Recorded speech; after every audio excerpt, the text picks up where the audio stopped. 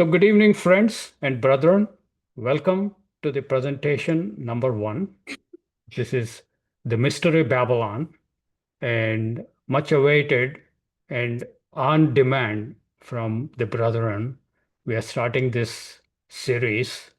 At this point, I do not know how many messages we would have in this series, but it is a quite intriguing topic, and it is somewhat complex because it has multi-facets and multi-layers and multi-levels. So this is a huge body of teachings, instructions, and in order to understand this subject, we have to take baby steps. And the expectation is you are somewhat familiar with the entire Bible from Genesis to Revelation. And how much thorough you are, it again depends upon you and how many years you have spent. But some of the brethren, some of the attendees could be brand new, so I'm keeping them also in view and kind of building things from scratch. So those of you who know several things about Mystery Babylon, please be merciful, please be compassionate and patient with the brethren that are not as well read like you. So we all cooperate with one another, and as the presenter goes with a pace, try to accommodate yourself with that pace. So that's my request, and we will launch the presentation. So today we would do the introduction and foundation. So, but for the Mystery Babylon. And first I want to introduce Semeion. Semeion is the language of entire book of Revelation.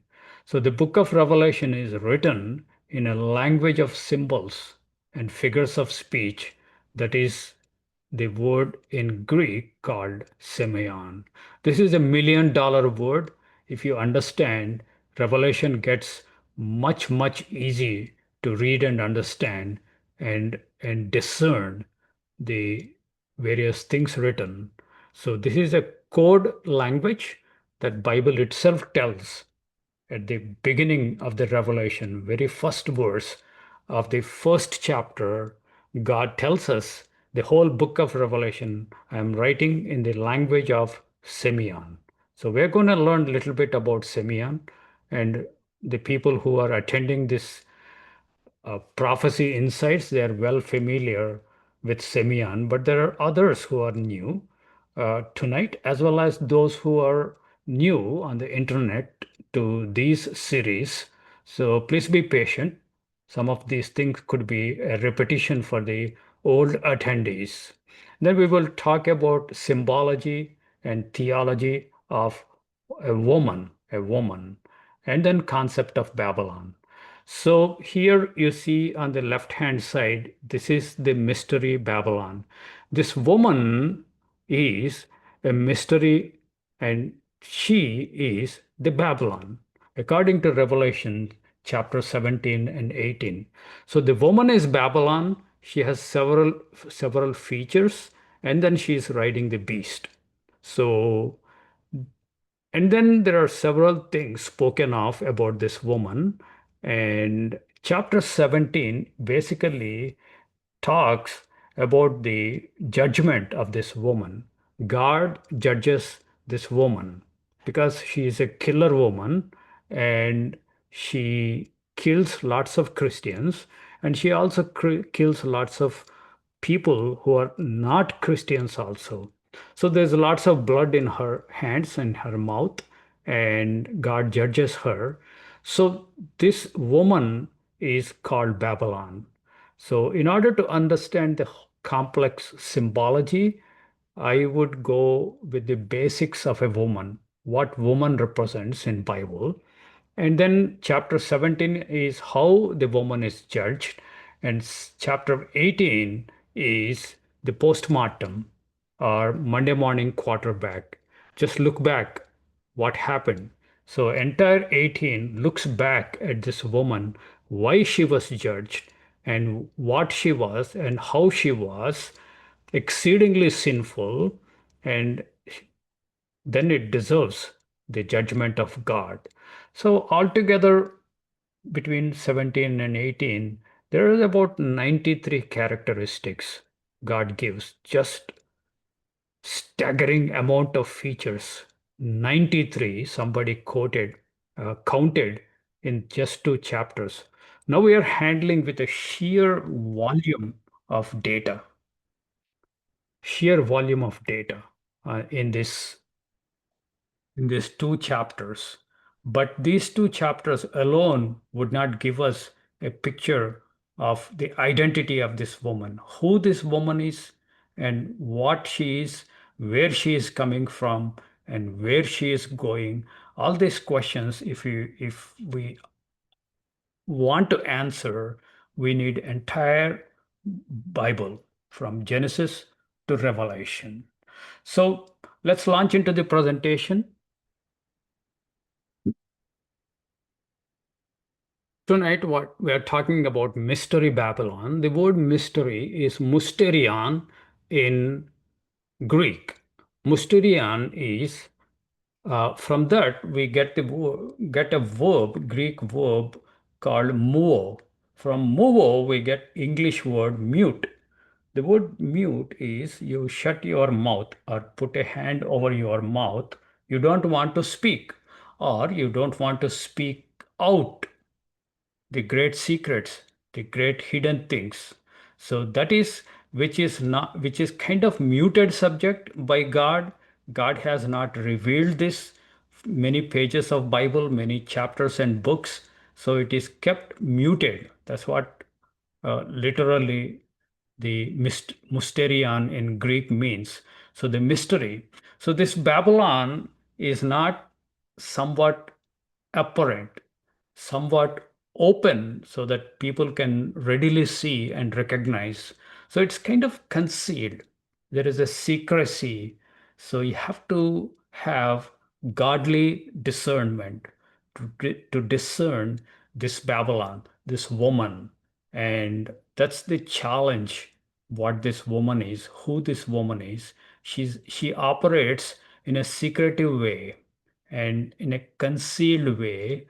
But since we have God's Spirit, and since we have godly discernment, and we have entire Bible in front of us, with God's blessing, God opening our eyes and ears to His Word, we hope to gain insight into this woman.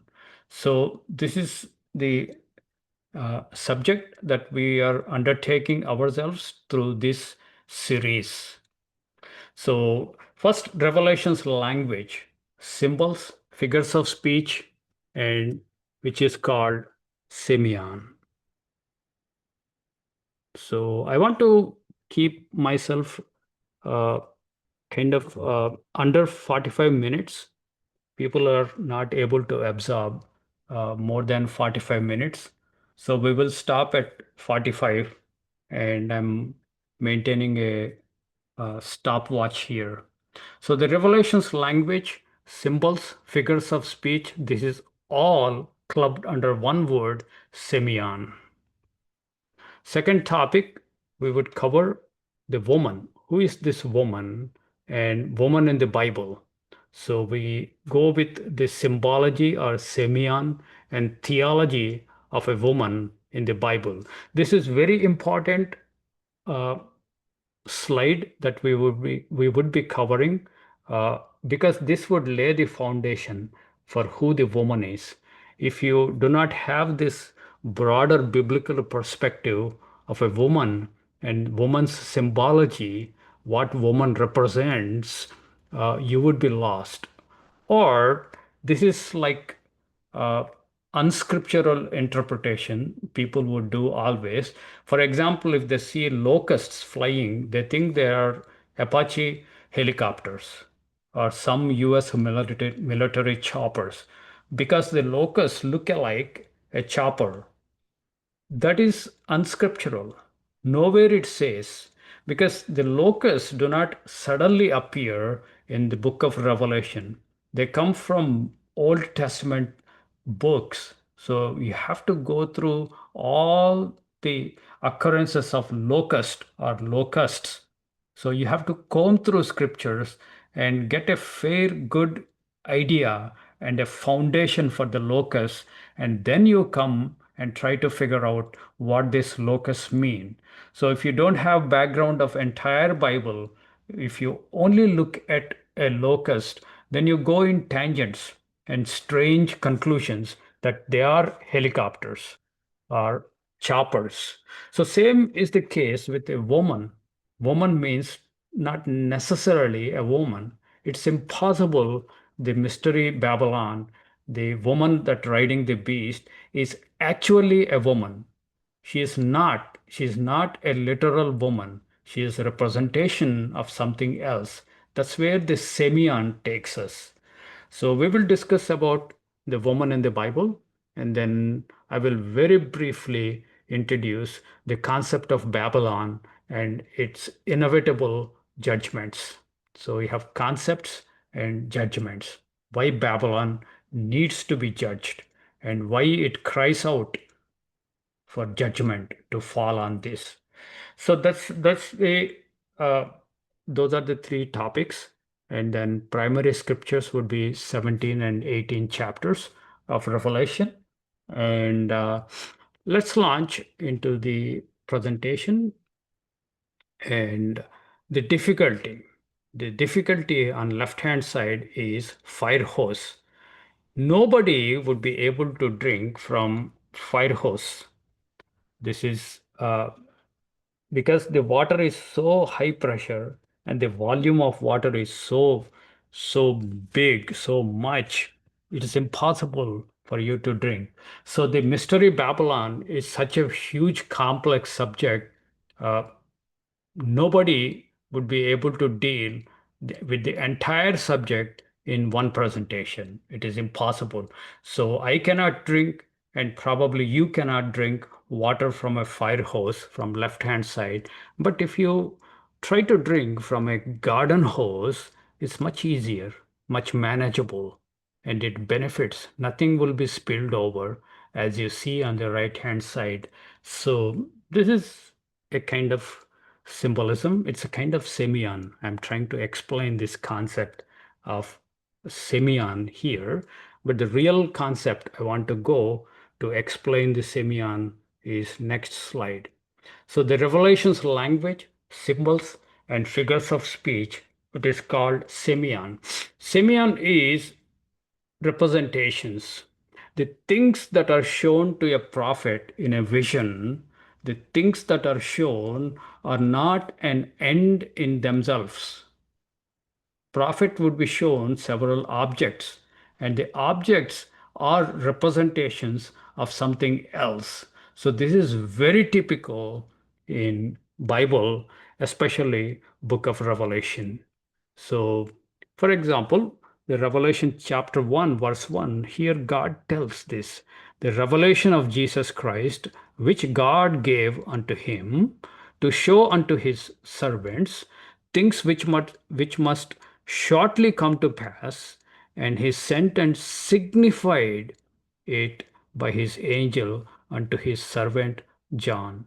So God the Father gave the whole content to Jesus Christ. Now Jesus Christ is the owner of this entire book of Revelation.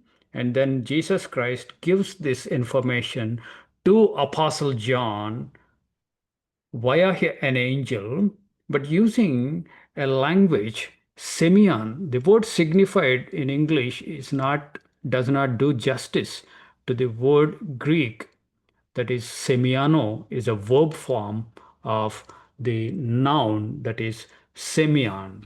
So Semeion, Strong's number 4592, it's a Greek Semeion. Me, on, that's how it is pronounced. And its meaning is a sign, mark, a token. So what's happening is when you see a locust, it's not locust, it's something else. So now in a vision, when prophet is shown a vision, all the visions objects are representations of something else. So it's a mark, it's a token, it's a sign. For example, when you see a US flag flying on top of a big building, what does it tell you? Probably it's a government building. It's a federal office. So flag is a sign. And you have at railroad crossings a crossing sign like this, and you have lights, red lights flashing, and then there is a sound also is made. If you go with that sign, it is meaningless unless you understand the sign that the railroad crossing is at this junction and there is a danger of train coming and knocking you out. Beware and stop. So that's a sign. The signs can be positive, asking you to move towards something, or a sign can be negative. Don't come here, like a railway crossing sign. So the signs are the representations of much bigger concept than what the prophet would be shown. So this is dictionary meaning. We will see more and more, try to understand more and more as we progress in these series. So typically, Apostle John, when he was shown a vision, God's spirit would and take him into realm of spirit and moves him farther away into unknown realm and unknown distances, and he was put in a vision. So the vision is a very interesting thing. There are several people, objects, animals, sometimes birds, and there are lots of interaction and lots of progression of the vision. So he has two sources of information. He has a visual data that he is shown, and there is auditory data or audition. People will be speaking to one another. So he hears the vision. So he both sees the vision and hears the vision, and then he faithfully records what he saw and what he heard. And sometimes he has a question, what is this all about? So he grabs one of the persons in the vision, because vision is now interactive with the prophet. So the prophet will typically go to one of the participants, one of the persons, uh, usually an angel or an elder. He goes and talks to the elder and asks, what is this about? Or sometimes elder would ask John or the prophet, what do you think this is all? You know, sir. That's the standard answer. And then the person, the elder or somebody within the vision would explain what the vision is all about. Sometimes God or Jesus Christ would come and explain the meaning of the vision. And he breaks down all the characters in the vision, what are the real meanings or real entities that these symbols represent. So, so that is the standard vision, but not all the visions we were given explanation. They're quite isolated visions with no explanation in that chapter or even in that book. But as a diligent student, as we set ourselves to be, we find answers somewhere else, another book, another chapter. Sometimes same book, but another place. So where this vision occurs, we get very little information. That's the normal common feature in Revelation as well as the Bible. So we have to find answers somewhere else, and God seems to sprinkle all this information fairly across the entire Bible. So that's why I'm asking, get familiar with the whole story of Bible. So typically John or any prophet, when he was shown the vision, he was shown a vision like this. So here there's a red elephant which is red color, and the elephant is kicking a blue donkey, and there is a building, and this itself, the building is under crack. That means there is a violent throwing out of donkey, blue donkey, by a red elephant, and it's kind of an earthquake event. this throwing, and then people are all running helter-skelter. They're so panicked because of this huge mega event. So this is very typical of how the prophet would be shown a vision. And prophet would faithfully record what he saw and the whole vision. Like I saw a big red elephant kicking a donkey, which is in a blue color. And so you have color codings and the different animals and the building. And he just mentions at the end of the vision, by the way, I also noticed a US flag on the top of the building. So that's all he gives. But in order to understand this vision, you need a good understanding of the political landscape of America because this is American flag is there, the geopolitical reality and the dynamics of American political scene. You must be aware, you must have basic knowledge and basic understanding of this vision. So what is the elephant? Elephant is symbol of which party? It is Republican Party. Republican states are typically marked red. So it's a red elephant, and also elephant is a symbol of Republican Party. And the blue donkey, donkey is a symbol of Democrats, Democratic Party. And then their color also, it's a blue. The blue states and red states, typically we see that in news. And then this building, we don't know if it is a federal building, looks like. And by the appearance, it's probably US Congress or it's a White House, most likely. But what is happening? Republicans are throwing away Democrats and from one building. So here, this vision, but another vision or another uh, interpretation, it's possible that we find another interpretation in another book or another chapter of the same book. So when we bring those uh, elements, those explanations into this, we will get a better picture. So God expects us to do work and research like detectives. So here we get the information. This is spoken, this vision is shown as a post-election event. So the post-election shakeup. And here is the voters decided. So this is a picture, this is a vision that is showing that election results have arrived and the president, the White House is now occupied by Republicans and the outgoing president, which happens to be a Democrat, is kicked out. It's a figure of speech. The new president is not literally kicking the old president out. It's a figure of speech. So we have to understand the figures of speech. We have to understand the color coding and we have to understand the animals, what they mean. And this is an earthquake. The prophet might have seen a big noise and a crackling sound from the building. And then he saw a flying blue donkey. And then he says it was actually kicked out by a large red elephant. That's how he writes. So, but we have to figure out the elephant is not really elephant, but the Republican Party. The donkey is not really donkey. It's not really donkey, but it's a Democrat candidate. So these kind of discernments we must do.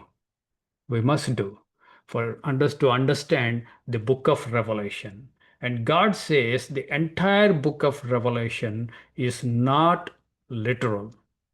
It's a series of Semeions, series of signs, symbols, and representations. So if we understand these things, when we come here,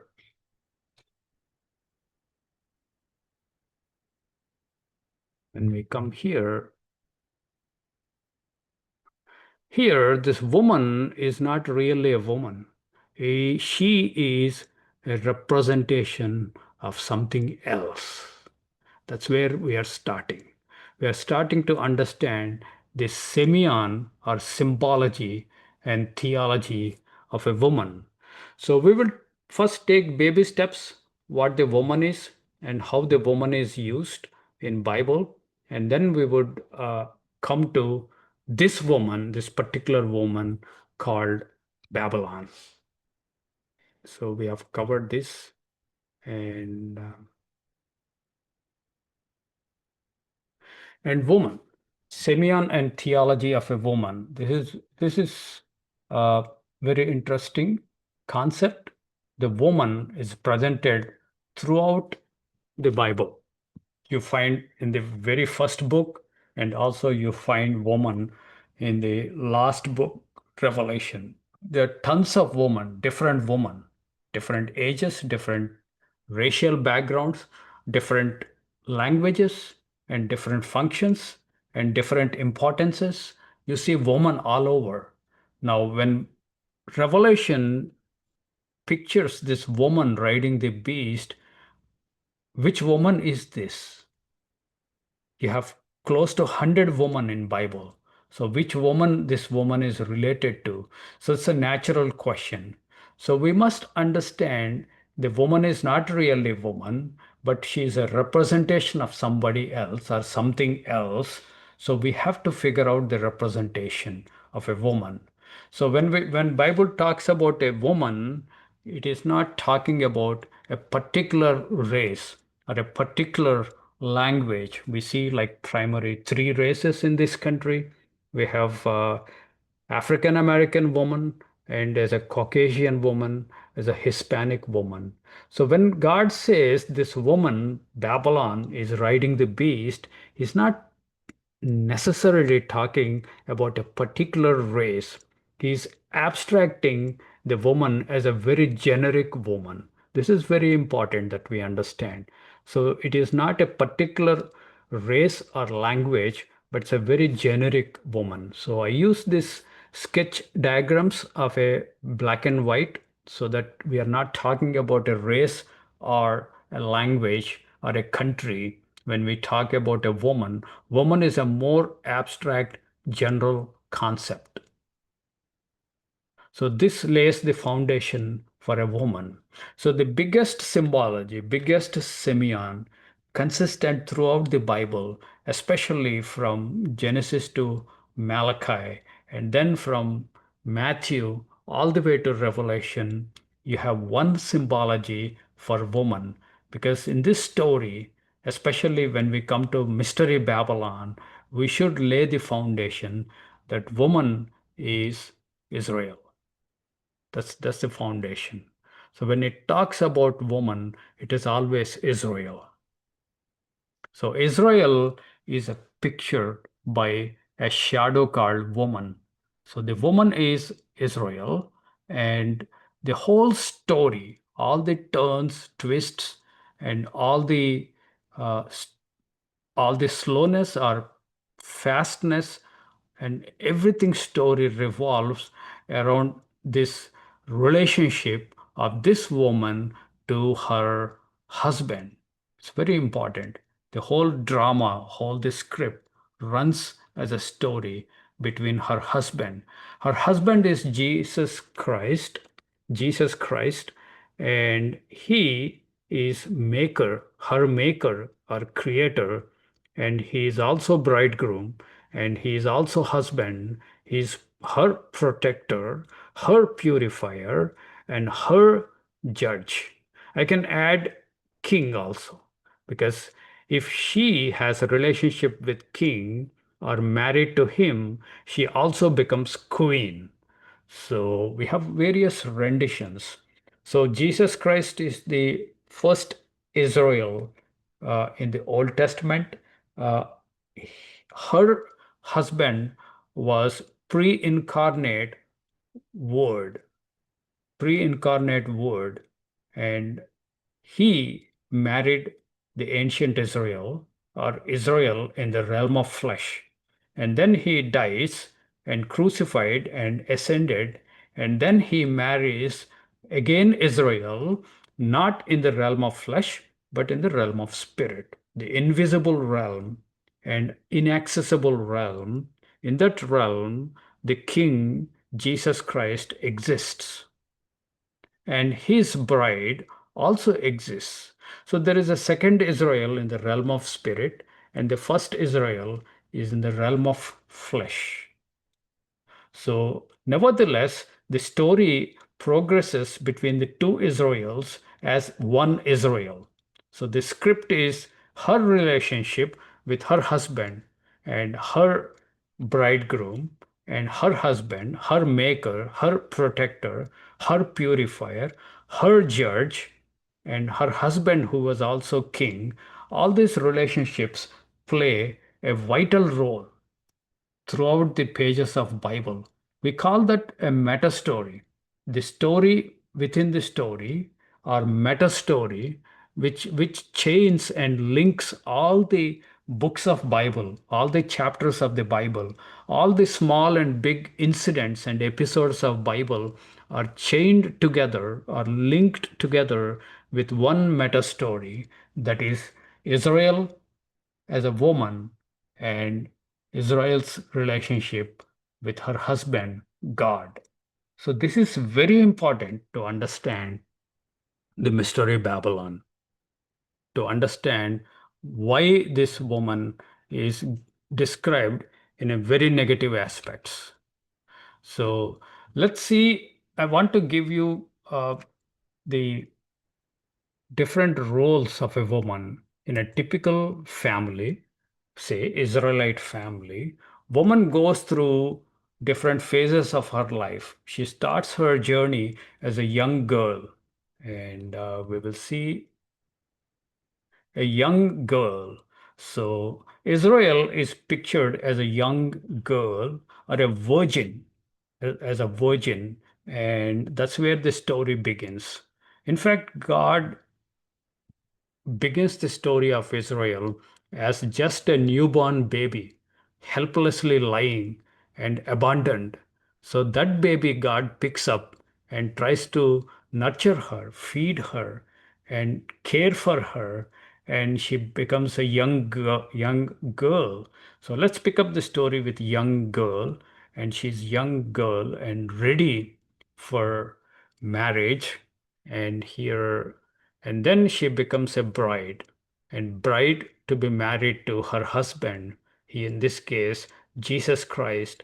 And she is the bride and the preparation, anticipation of a bride. And then there is a wedding, there's an event, and she becomes wife of Jesus Christ. And then and she becomes pregnant and womb. So this is normal uh, episodes in the life of a woman. So how God does this Semeion is he kinds of takes photographs or pictures at different stages in the life of a woman, and then he takes each of the photographs or pictures as you are seeing, and he weaves a story, and he weaves a Semeion in symbology around each of these photographs. And thus how the beauty and grandeur of the story of Bible revolves around woman. And then mother nurturing her child. So this is very important. She uses milk as well as meat. And then mother and daughter is a grand illusion. It's a very recurring theme. It's a motif. Mother and daughter, that's that scenario we would see. And then mother and son is a different story, a different paradigm is introduced with this relationship. And then mother and her children, both boys and girls. Usually mother is a teacher as or an instructor here in this role. And then mother or wife can become unfaithful to her husband. She can go bad. Not that every woman goes bad, or not. It is not typical or standard for a woman to go after into the unfaithfulness, but there is a possibility. So the Israel's possibility of unfaithful wife. So these are basic pictures, snapshots God takes from the life of a woman and then weaves that picture for the story of Israel versus God, or Israel versus her husband, Jesus Christ. So we learn as we go through these stories, we learn that virgin and maiden are the other words used in Bible, especially King James, for this young girl. She is not married yet, and the expectation is she maintains her virginity and chastity, and she's kind of grown up, but not fully grown up. When she's fully grown up, ready for marriage, she would be called bride, about to be married. So the next is bride, and the bride is wedding. So she's anticipating wedding, prepares herself for the wedding, and then the wedding is followed by feast. So wedding and feast go together with this woman. And then once marriage or wedding is over, she becomes wife. So that's why I covered bride and wife. Because all this symbology, we find that in Revelation 17 and 18 and applied to this woman riding the beast. And the pregnant and womb, she becomes pregnant and she begets a son, a daughter in her womb, and it takes 9 months for her to take care of the baby, and then she gives birth. So this is very important. And the other concepts are travail and labor. So she labor and giving birth, and then the suffering she goes through, travail. You have lots of stories, lots of scriptures uh, that talk about this aspect of Israel. And then we would come to the mother feeding. Once the baby is born, she feeds the baby with milk initially. Once the baby begins to grow and ready to accept solid food, she feeds him solid food, or him or her, or the meat. King James uses sometimes meat, milk versus meat, and mother nurturing her children. And then we have mother and daughter. It's very important. Actually, the whole paradigm, mother and daughter, is daughter extends the mother, and daughter fully reflects the mother. So she is like mother. If you look at mother, you can pretty much tell how her daughter would be, both in terms of appearance as well as behavior. That's what Proverbs tell us and other books of Bible tell us. And the daughter, if you look at, if she is a bad daughter, you can tell how bad the mother could be. There's a possibility. I'm not putting all the responsibility on mother, but how the illusion works, the mother and daughter. This is very intimate, close relationship. So the mother can have multiple daughters. We would see that more in Revelation. Mystery Babylon. She has multiple daughters. So, daughter is an extension and reflection of her mother. But when it comes to the mother and son, we have a completely different uh, teaching, different paradigm. Mother, when she nurtures and brings up a son, we see a king in making. She raises a king, she gives birth to the king. No wonder the entire two books in Bible, First and Second Kings, both the books, whenever they introduce a new king, either in the kingdom of Israel or kingdom of Judah or Judea, we almost always see when a king is mentioned, we also see his mother is also mentioned. The mother and son go together. And this is a rich concept of a king being born and king being trained by the mother. But that illusion is, I don't see that in mother and daughter. And then we have mother teaching her children here. She is instructor. This is the primary illusion for the mystery Babylon, the woman riding the beast. She is instructor. She teaches, instructs her children. This is very, very, very important. In a typical Israelite family, father would go out in the daytime and work outside, and woman, the mother, would take care of her children. So father would tell his wife what she has to teach her children.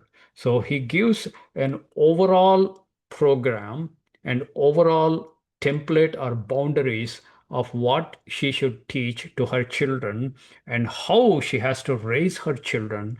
And the father leaves on the work schedule, and then the woman and children spend time together, and she's one responsible to teach them well and raise them well and make them a good son or a good daughter. This is the instructor. But if the woman, again, Israel, teaching her children, uh, if she goes astray, she becomes unfaithful to her husband, then she may not teach what her husband wants to teach.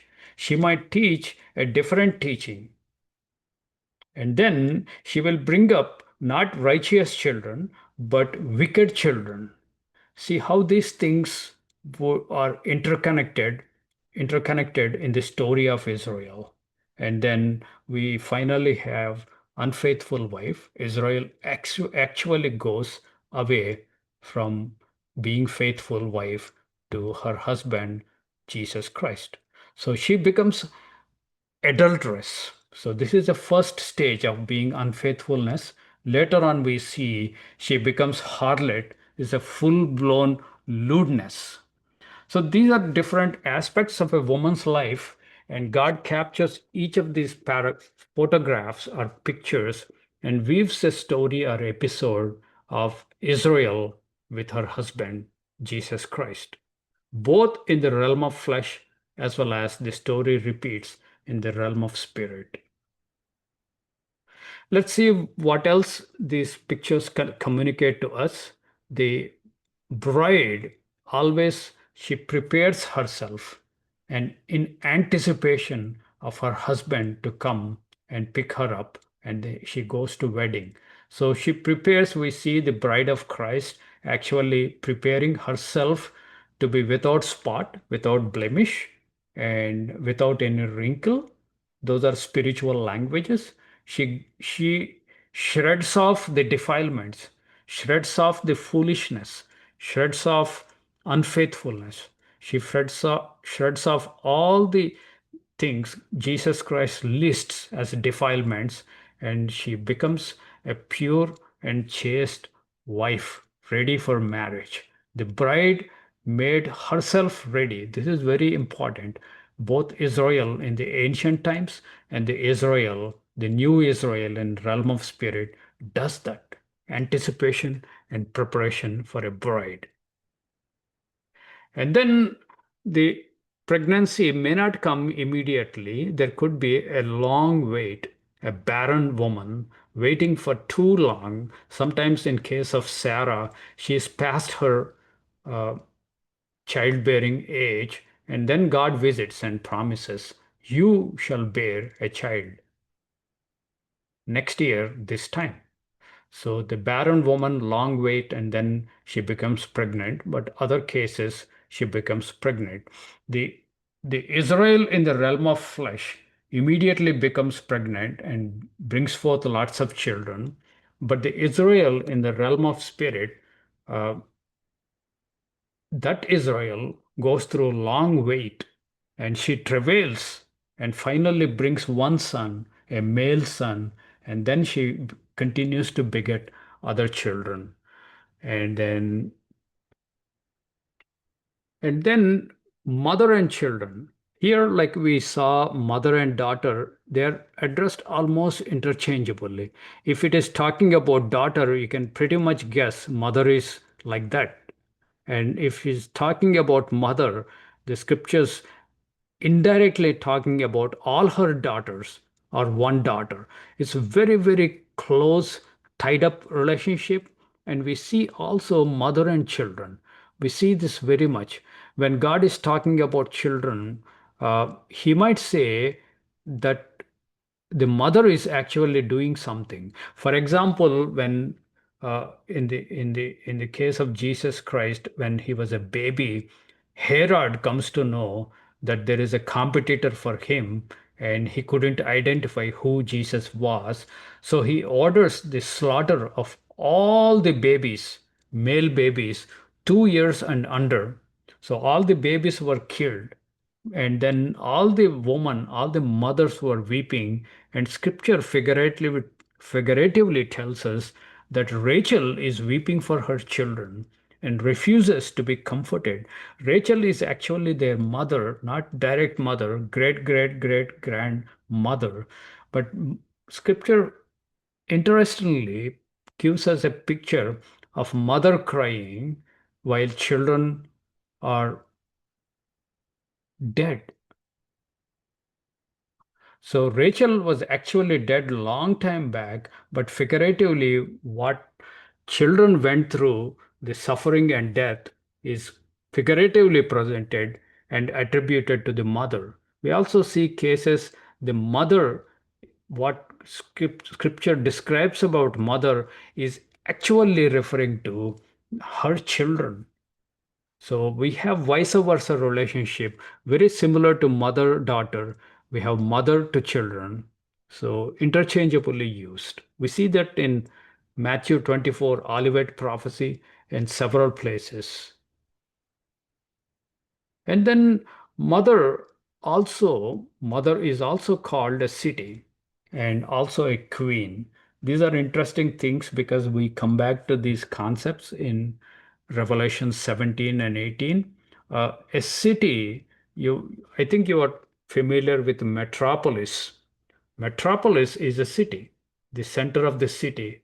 Metro, we use the word metro, metro trains, metro buses. It's all city buses. City is somewhat conveyed as metropolis or metro. The metro comes from the Greek word mater, and mater is actually mother. So in almost all of our languages, a city is somewhat built on the word mother. So there's an etymological build in several languages. So mother is always a city, and city is always a mother. We can say metropolis is metro plus polis. Polis is city and metro is mother. So there's an expression called mother city. So these are all intricately linked in a very mysterious way. Probably God built these linguistic and etymological connections so that we understand the mother is also a city, and city is sometimes a mother. And a queen is another thing because Israel is married to her husband, King Jesus. So she becomes a queen, both for ancient Israel in the realm of flesh and the new Israel in the realm of spirit. She is also a queen.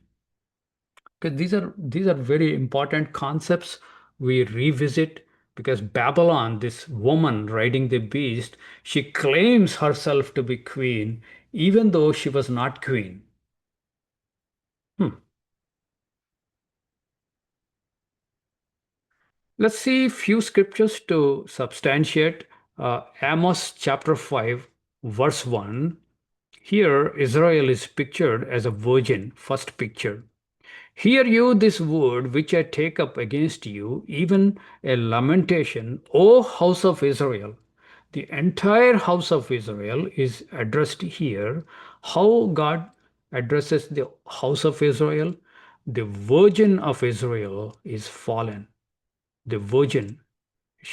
Israel is always a woman. But is Israel really a woman? No, it's a figure of speech. It's a Semeion. Israel is a large group of people. At one point, there are 2 million people. At one point, there are just 12 sons who yielded to 12 tribes of Israel. But they are all collectively called a woman. Israel is always addressed in a feminine gender. So the virgin of Israel is fallen. She shall no more rise. She is forsaken upon her land. There is none to raise her up. So there are tons of scriptures. I'm just giving you a sample so that we are not just talking in air, but there are scriptures that support these things. And then the husband and the wife, the bride and wife, Israel is called wife of God, or God himself calls, I am husband to you, Israel. See, Jeremiah 31, verse 31, he says, Behold, the days come, said the Lord, I will make a new covenant with the house of Israel.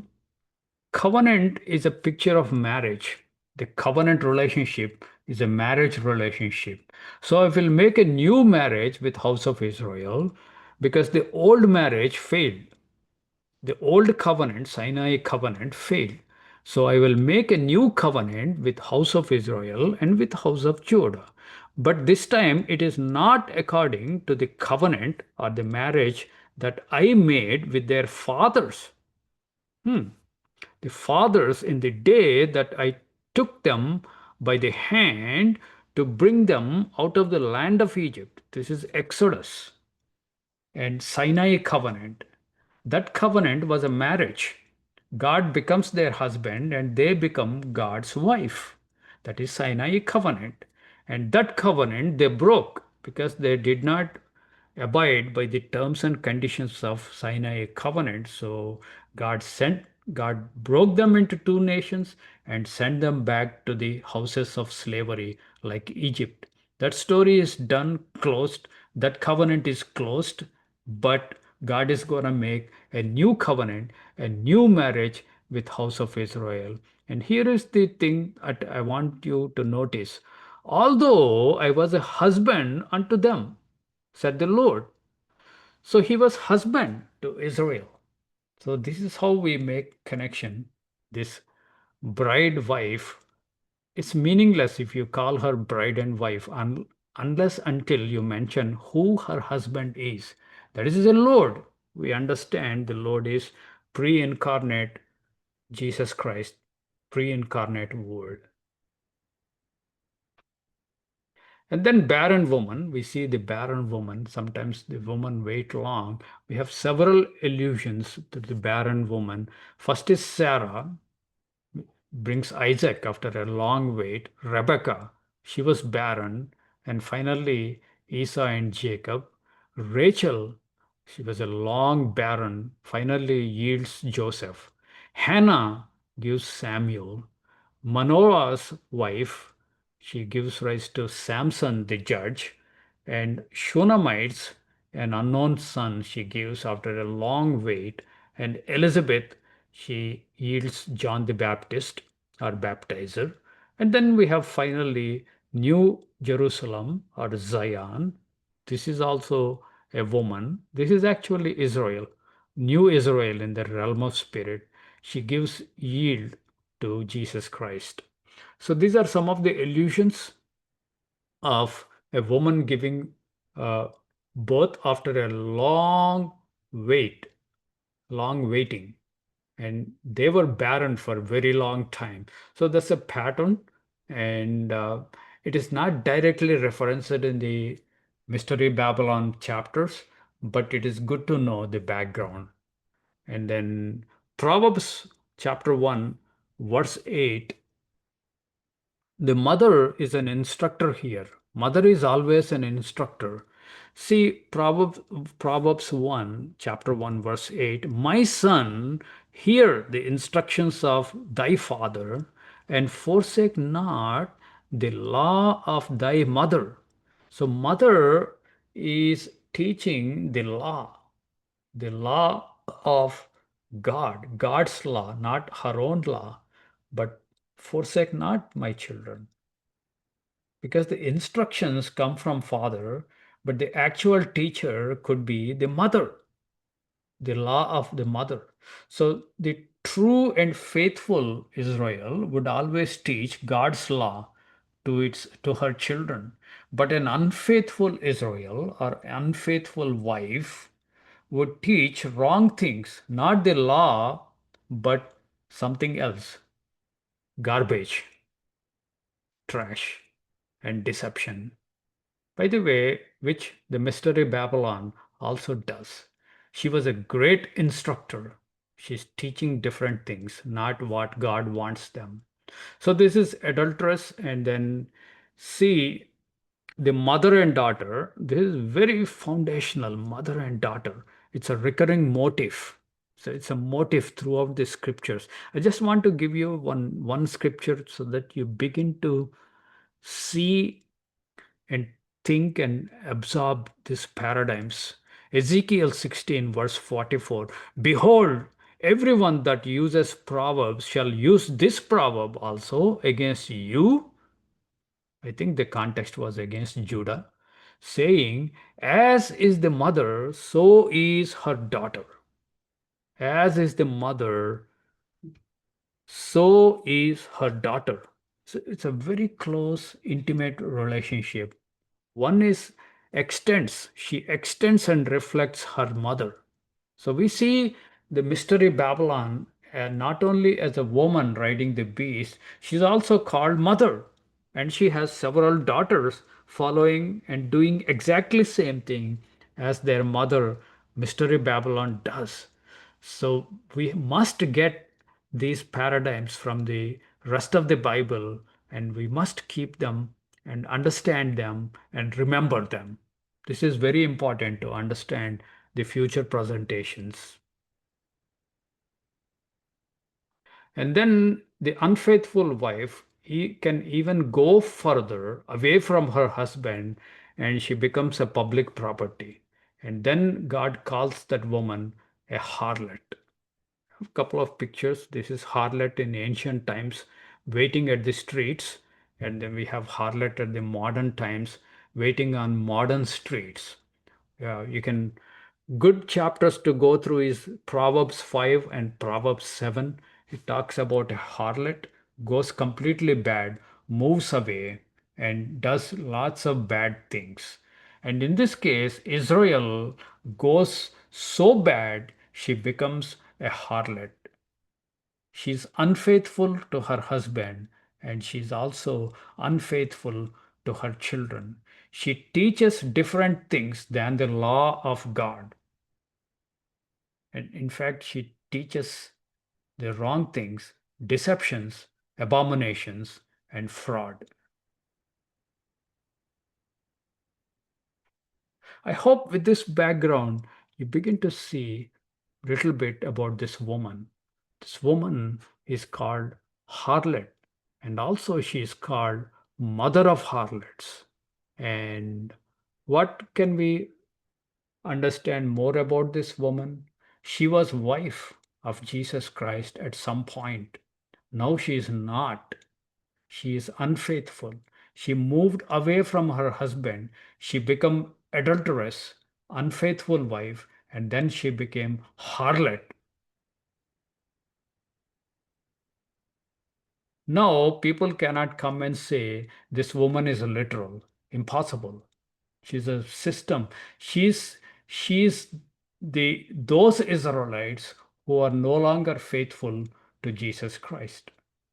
That body of individuals are represented by their mother who is unfaithful.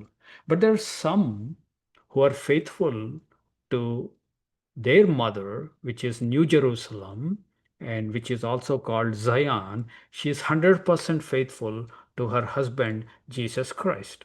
So now we are talking about two gospels from two mothers. In this particular case, this mother is a fraud mother and a faulty mother, and what she teaches is a false gospel, not the true teachings of Jesus Christ. So here you are beginning to see some glimpses what we are going to discuss and where this subject would take us to. So this is the harlot. So harlot is a woman and is a feminine description. It is not necessarily a woman. She represents a group of people, and she represents Israel, and she represents unfaithful folks. And here, Book of Revelation does something kind of takes two independent concepts, two independent entities, and merges them. It merges them. One is woman, which we learned today. Tonight we learned about woman in Bible as Israel. And God takes an entirely different concept called Babylon, and then he clubs them, juxtaposes them, and fuses two concepts into Mystery Babylon. So the Mystery Babylon is a woman as well as Babylon. Isn't it interesting? So, what is this Babylon? Why Babylon is merged into this woman? So, I'll just give you a very basic concepts of Babylon. Not much time. The whole foundation goes back to Babel. The word Babel in Hebrew is same word used for Babylon. So Babel and Babylon are same in Hebrew, and it is the true foundation of the Babylon. You remember the Tower of Babel? People would build and they refused to scatter, and God comes and judges this Babylon. So we'll see with we see Genesis 11 very briefly. Genesis 11, verse 1. And the whole earth was of one language and of one speech. And it came to pass as they journeyed from east that they found a plain in the land of Shinar, and they dwelt there. So the whole people after the flood, they moved as one group, one mass, and went to Shinar in a plain, and they found a place, and everybody decided to settle there. Even though God said, be fruitful and multiply and replenish the whole earth. They don't want to go to the whole earth. They just want to stay there. And what else they think? Genesis 11, verse 3. And they said one to another, go to, let us make brick and burn them thoroughly. And they that had brick for stone and slime they had for mortar. And they said, go to, let us build a city and a tower. They want to build something which much bigger and greater, a city and a tower, whose top may reach unto heaven, and let us make a name, lest we be scattered abroad upon the face of the earth. So there's a sinister thinking behind the the whole motivation to build this tower. And let me finish this verse and I will address that. Genesis 11, verse 5. And the Lord came down to see the city and tower which the children of men built. And the Lord said, behold, the people is one, and they have all one language. This they began to do, and now nothing will be restrained from them which they have imagined to do. And God said, go, let us go down, therefore confound their language, that they may not understand one another's speech. So Lord scattered them abroad from thence upon the face of all the earth. They left off to build the city. Therefore is the name of it called Babel, because the Lord did confound the languages of all the earth, and from thence did the Lord scatter them abroad upon the face of all the earth. So here this the previous verse is very important. They want to build a city and tower for themselves, the prosperity and wealth, and they want to make a name for themselves. They don't want God's name. The word name is a code word for authority, office, and character of a person. So they want nothing to do with God. They establish their own authority and their own reasoning and their own religion, and they want to build a city and tower and make themselves prosperous. So there are two things for the Babylon. One is rebellion. You don't want to be under God's authority. You want to rebel against God, and you want your own name, and and you want prosperity and blessing. Let us build a city and tower. So all the blessings of God would come, would flow out always as blessings with God. Every blessing that comes from God emanates from Him to those who dwell with Him. Here there's a departure, and they don't want to be with God, but they want every blessing from God, from their own heart, from their own mind, from their own labors. So, what they are trying to accomplish is all the blessings of God without God. So, that is the second reason for the Babylon. So, first is direct rebellion against the authority and the obedience to God's authority and God's instructions. That is first fundamental feature of Babylon.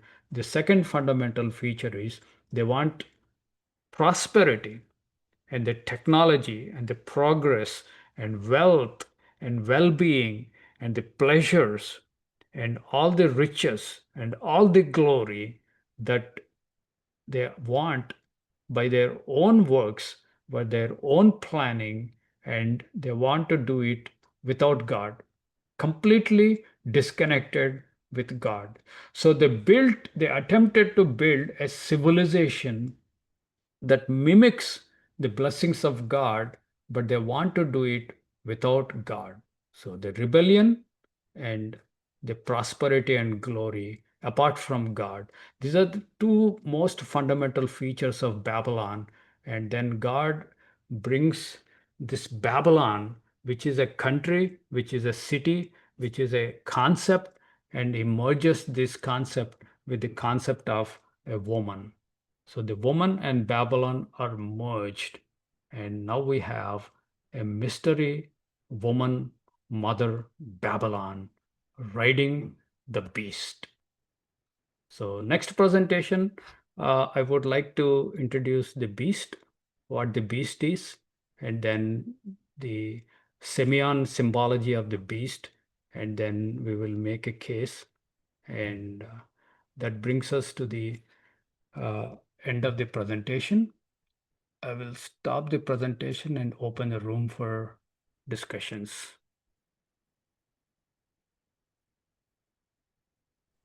How are you doing this evening, sir? Very good, thank you. Glad to Good, have you. good. The wife and I were listening intently to your presentation, so enjoyed a great deal of it. One of the things I want you to maybe clarify for us is you mentioned that the woman riding the beast was Israel, or a portion of Israel that had gone astray. Was that your intent? That is the direction I'm taking, but nothing is substantiated at this point. As we go through the future presentations that become more clear and uh, more scriptures to justify that position. Okay. We'll tune in to see where you go with that. It's interesting. I haven't heard anything like that before up until this point.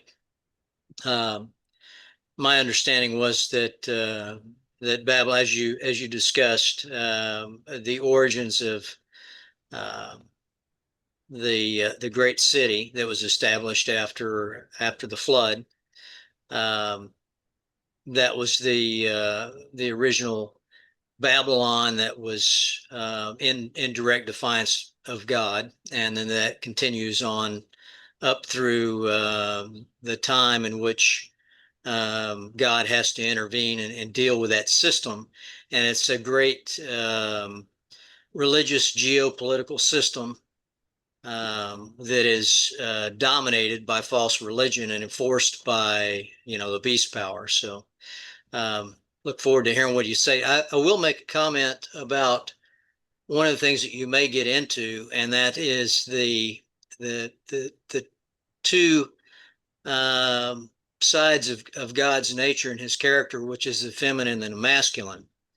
And I don't know if you intend to go into the relationship between the masculine and the feminine, and the reason that God created uh, men and women, Obviously, he could have created us in any, but since we're in his image and he divided us up into feminine and masculine roles, how those interact and interplay, and how both the masculine and the feminine have detrimental things that have to be overcome, but they also have positive things that need to be accentuated, and how they're to work together. So don't know if you're going to get into any of that, but that's one of the thoughts I had as you were going through this and talking about how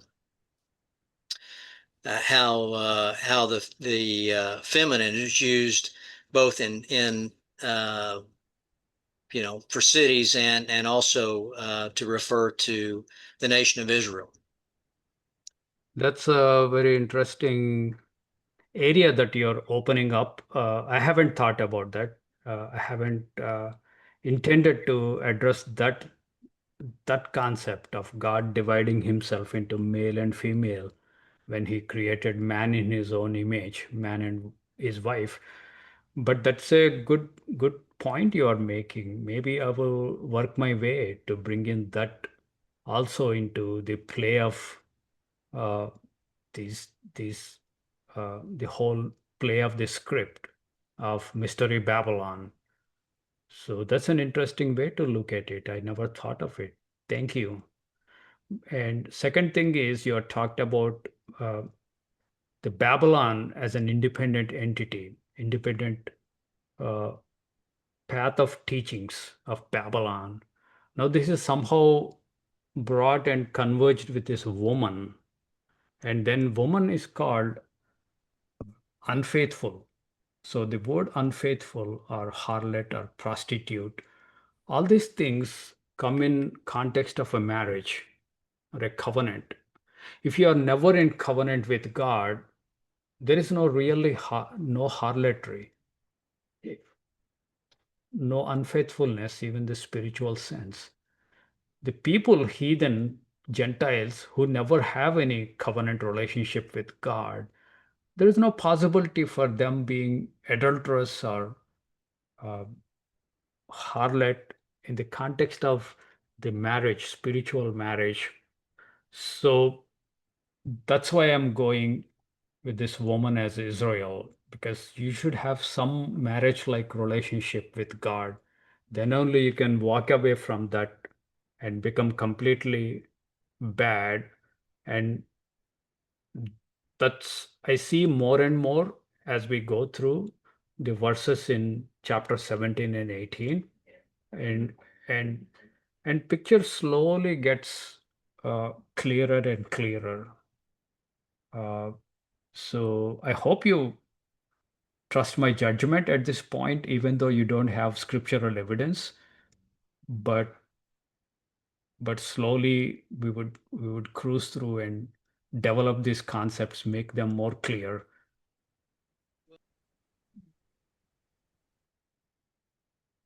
Okay. Any other comments, insights, disagreements?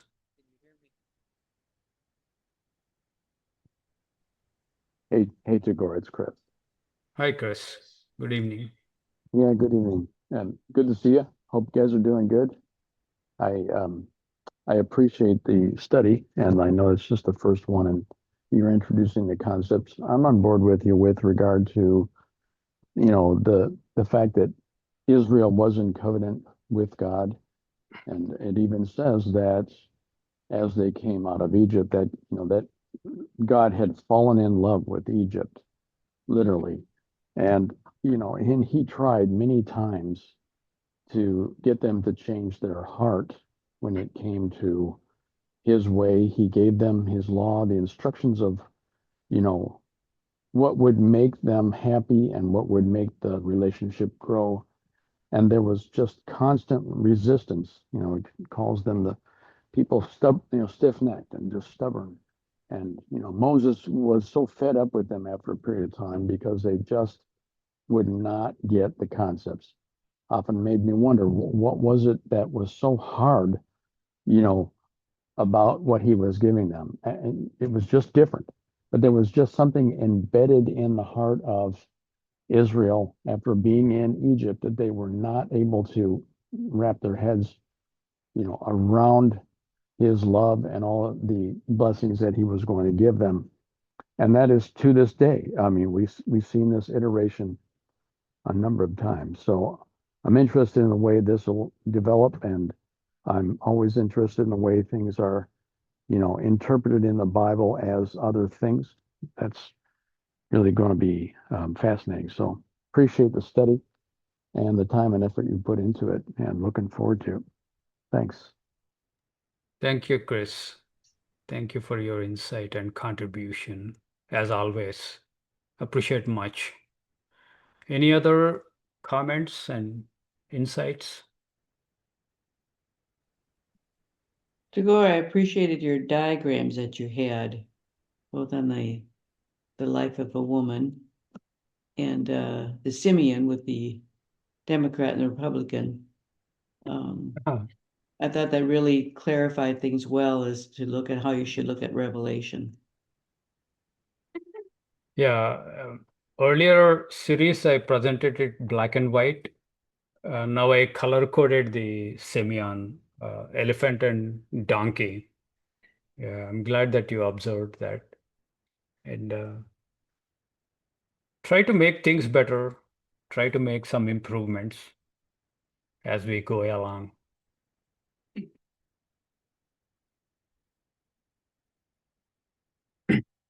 Are you a little bit more familiar with the woman as a general concept in across the Bible? Woman as Israel, and then this woman finally riding the beast. And then she is also Babylon now. Babylon comes and merges with the woman, and we have more and more things joining this woman and this Babylon. So it's a sheer data, like volume of data that is astonishing. People counted 93 features of this woman in just 2 chapters. But when we go to the Old Testament scriptures and other scriptures, there are like hundreds and thousands of features would come. And how do we even fathom and understand and remember them? Uh, you have to go by small baby steps, smaller chunks. We can't we can't drink from fire hose. We must drink from garden hose. Uh, Diana writes something in the chat. I'm just reading. Appreciate the way the various roles of a woman were separated into 8 aspects through the life of the relations with God, and then the mother queen possibility at the end. That's yeah, I see that. I I have been studying this for many years, more than a decade, these 2 chapters, and I listened to lots of teachers explaining different different aspects of this mystery Babylon. But I give my credits to all the teachers that have taught on this subject. Every teacher brought something new about this woman. So I owe much to all the teachers and all the presenters that I have ever watched on this subject.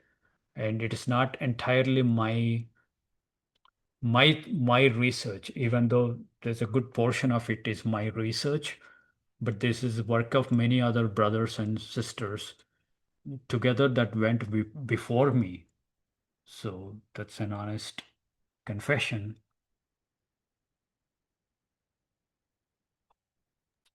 Appreciate all the work that you put into this, and certainly God's hand, and for you to be there to teach us these things. Thank you, Marlene. I'm just a vessel. The glory and credit goes completely to God the Father and His Son, not to the vessel. Vessel is merely speaking. Vessel is not seeking any glory or any attention to himself. Vessel is just an earthen vessel. It lives for some years and is gone. But the eternal and what the eternal says are eternal. His sayings are eternal. His work is eternal. but every teacher, every man is temporal as an earthen vessel, is a limited thing. Yeah, you must never put your, you should never give glory to the vessel. That's futile and that's harmful to you and harmful to the teacher and presenter. Yes, it's definitely the work of God's hand. The credit goes because of your willingness to do that. But obviously, I mean, even the timing of when this is presented, all for God's glory. And it's all in it's his work that he's doing. Yes, Marlene, you have spoken golden words. I want that to resonate with everybody in this Zoom room. It's to the glory of God, not to the glory of man. Sometimes the truth where it takes is difficult for us to go and difficult for us to accept. That's fine, but let's take time and prove everything from scriptures. So at this time, are we good? Like any more questions? We can stop recording and Did you read the chat room? read the. Chat room. Yeah, yes, he did. Yes, Okay. You're talking comments from Diana. Yeah. he I did. just read what Diana, Miss D wrote. Yeah, we covered that. Thank you.